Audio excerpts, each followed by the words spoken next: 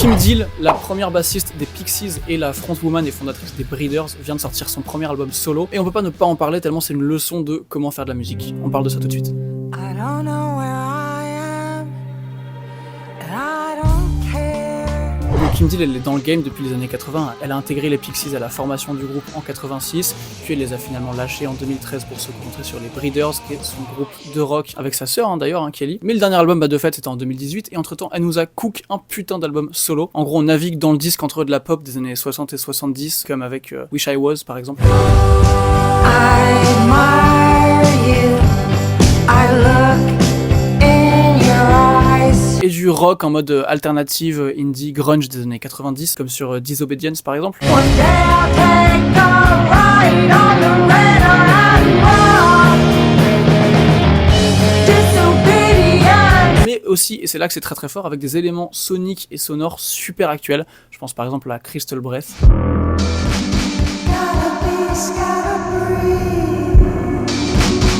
Puis en plus de ça, en plus des compos de base et des styles dans lesquels on est transporté, il y a des arrangements qui tuent absolument partout. Il y a toujours des vents, des cordes, des cuivres, et il y a des gens sur le disque dont c'est le métier de faire des arrangements de tous ces instruments qui ont bossé avec elle. Je pense notamment à des morceaux comme Summerland ou Coast par exemple. Hold up and abandon plans for the good times.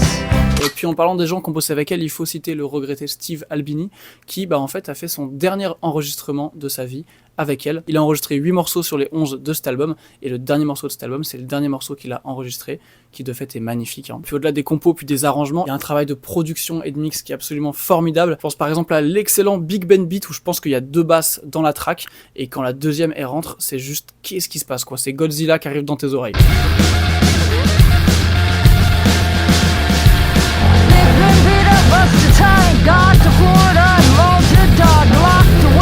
Puis la DA est léchée, les visuels sont trop stylés avec ce flamant rose, ce côté globalement très ambivalent entre un côté très naïf, pur, enfantin et un côté super terne et presque angoissant et torturé, très austère parfois. Donc bref, c'est un album super riche qui est à la fois dans la culture des gros albums de studio des dernières décennies et de la fin du XXe siècle mais en général, et à la fois les deux pieds dans 2024 sur certaines sonorités électroniques utilisées ou certains choix de réalisation. Bref, Kim Deal vient de nous pondre un immanquable de 2024 et je suis trop heureux. J'en ferai sûrement une vidéo un peu plus longue, notamment sur YouTube pour revenir un peu plus sur les aspects de composition, d'arrangement et les gens qui ont bossé avec elle. En attendant, allez écouter ça, n'hésitez pas. Et puis nous on se revoit très vite ici pour plein d'autres trucs musicaux. Donc surtout pensez à vous abonner et puis dites-moi en commentaire si vous avez des recos ou des trucs à ajouter par rapport à ce sujet ou à d'autres sujets. On est là pour ça. Bref, des bisous, ciao.